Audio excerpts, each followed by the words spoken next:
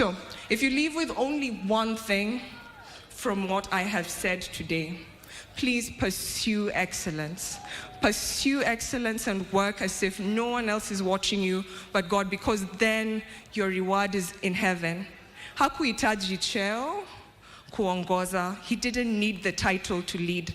That's why he rejuvenated Military Christian Fellowship with Mheshimiwa Jeff King'ang'i over there. That's why he found himself leading Habitat for Humanity Kenya, even when there's not. He was always giving his good ideas. He had so many ideas for the country. That's why he was busy planting millions of trees with the forces under his fierce influence. He's planted so many trees for Kenyans. He had such a big heart for this nation. In closing, I'll tell you of his love for Kenya and his loves that you haven't heard of before. He had a big love for his family. He took me to school. Every day he was in the country for all of my elementary school. He loved his family. Fathers, show up for your family because your presence makes a difference.